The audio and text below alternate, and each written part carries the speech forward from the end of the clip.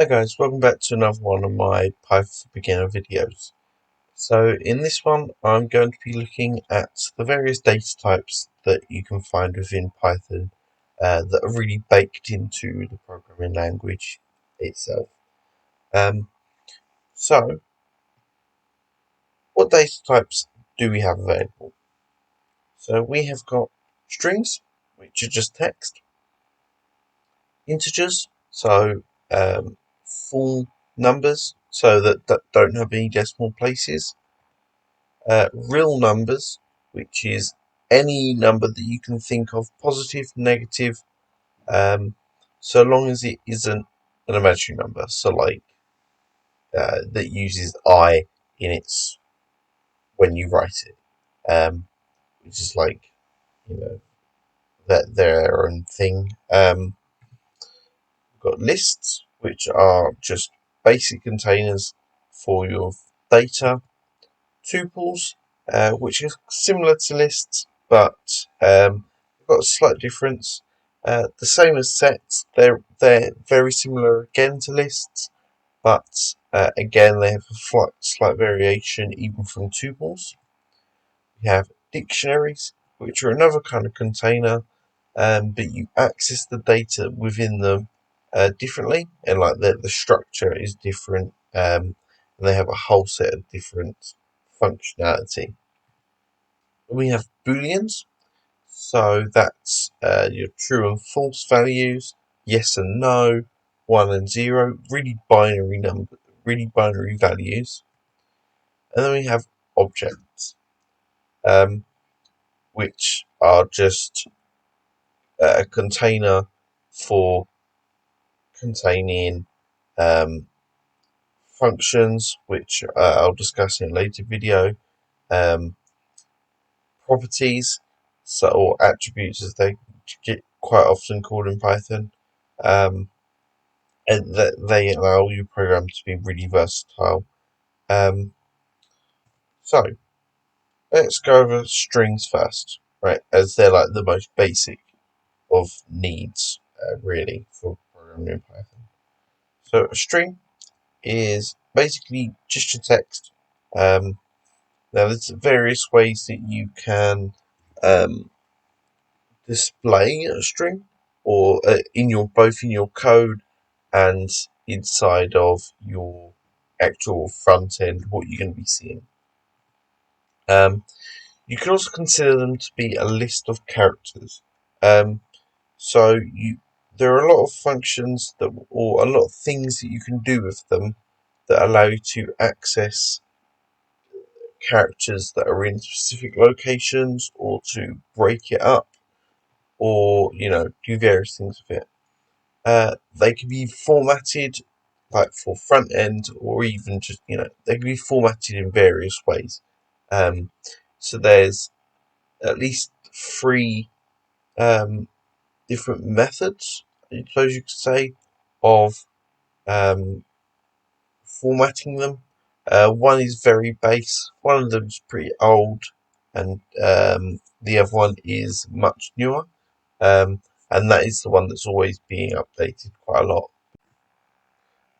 The next thing they can do is they can also be split up, put back together, built up in various different ways, um, similar to how you can do with lists, and also just by adding them together.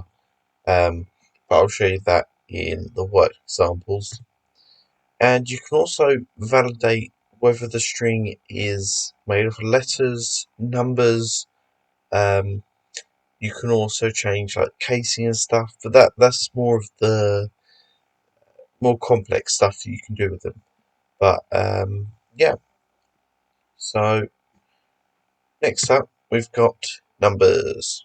So the numbers are the integers and the floats, or real numbers. So integers are whole numbers, such like your counting numbers like 1, 2, 3, but it also includes your negative numbers. So -1, -2, -3. So basically anything without a decimal place. So you can apply all your maths rules that you can do with Python um, with floats as well as integers. So you can do them. So you can, I don't know, add a float to an integer, but the resulting value will be a float. But what are floats? So a float is what in programming, just in general, is used for your real numbers. Um, Across other languages, there are other data types that you can do in numbers, and particularly like floating point numbers, so ones with decimals. Um, in like C sharp, for example, there's a double as well as a float. There's a single. There's decimal. But in Python, we've just got floats. So these are numbers that have got a decimal point. You can use them, like I said, with integers. But if you have a float variable, then you cannot um, use it as an integer. Um, what you have to do, but you cannot cast directly to an integer.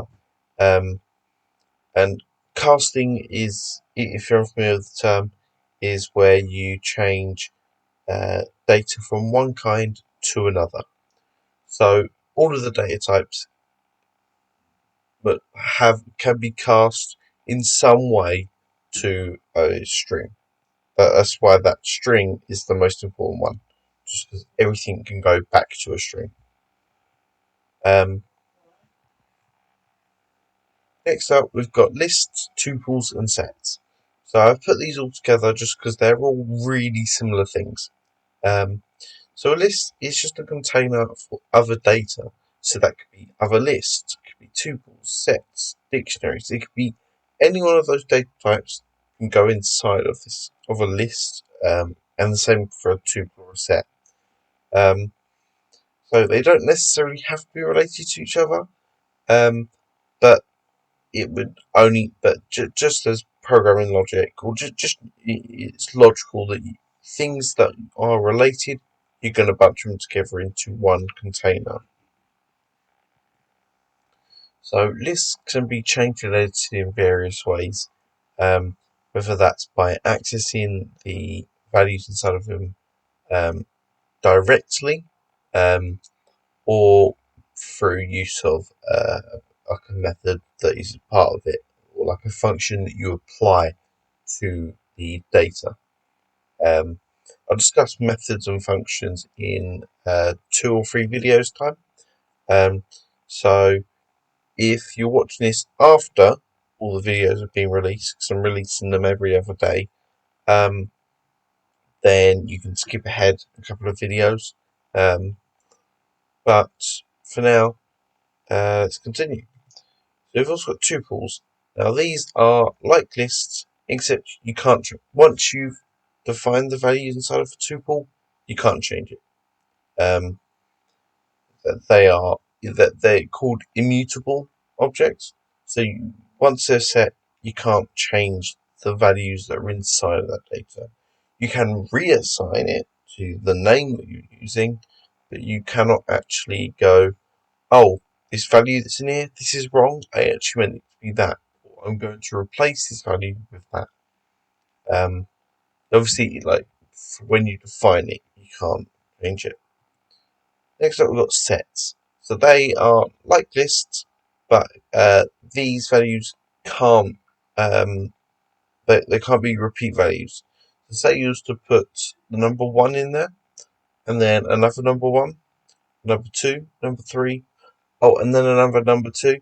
It will actually only contain the values 1, 2, and 3. So that's quite useful if you're dealing with a lot of data. And you just you've got you're looking at loads of data. People have got categories, um, and then you don't want to look at each one of those values and um, have to go, oh, have I already got this inside of my list that I'm creating, or say you're doing some visual work inside this Dropbox. Do I already have it in there? No? Okay, I'll add it. It saves you from doing all that checking. It literally, you can just say, turn this list into a set, put that data in there. It just gets rid of ununique data. Next up, we've got dictionaries. So, like I said, dictionaries are a container, it's much like a list, but each item in the dictionary has a key and a value, but the value is accessed by using the key, which will make a little bit more sense when I show you the worked example. Um, but yeah, so you got various different methods of running through this data, or get looping through the data, working with it, etc. And you can add, remove, and update your data inside the dictionary in a couple of different ways. But yeah, that's about it for dictionaries in their core basic. What are they? Got Booleans next. So Booleans are, yes, like I said, they're yes no values, true false, um, zeros and ones, on and off. They are in essence, they are binary values, um, and you can use binary logic on them. So and, not, or, um, and all that jazz. So, like I said, they're true false values, and you generally either get them by just saying this variable, which is a name that you assign to a value, this variable equals true. So it is yes, or you say it is false. Another way you can do is you can actually compare values. Um, so you can say, uh, you know, is this value equal to that value, or more than, or less than, or equal, or not equal to. There's loads of different logic that you can do to compare them. That's your comparison logic. So true can represent the number 1, false can represent the number 0, which is quite important, or it's something you can use when you're trying to get values from lists, or when you're doing formatting with strings. Now, a few key points to mention that don't play a massive role in this video, but they are good things to keep in mind. So, all data types can be considered objects. So, like I said before, objects are containers, like bulk containers, as it were, that are like split off into, that you can put loads of data and functionality to, more than the base ones. Um, and all variables are given values in the same way. So I've mentioned them a lot, but if you're unaware of what a variable is a name within your code that you assign values to. Um, so, and I think that is it. Yes. So that's all I've got on notes. Now I'm going to hop into the code. And I've already got some pre-written code just to save time on actually typing out the code. But what I'll do is I'll go through it bit by bit and just show you how you use each data type in their most basic way. As a note, you can do a lot more with these variables or these data types as I'm going to show you here. But again, this is just a very basic tutorial on what the data types are and their basic functionality. That's it for this video. I did plan on putting this all inside of one video, but the programming or showing you the work examples took too long. Took too long to put it in with this. So what I'll do is I'll leave this one here. If you like this video, please be sure to hit the like button. If you haven't already, please consider subscribing and clicking on the notification bell icon to stay up to date on my latest uploads. But for now, this is me signing out.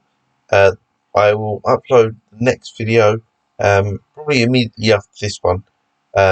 So I will likely put a link to that in the probably here actually. So probably be on this screen. So thanks for now. I'll catch you in the next one.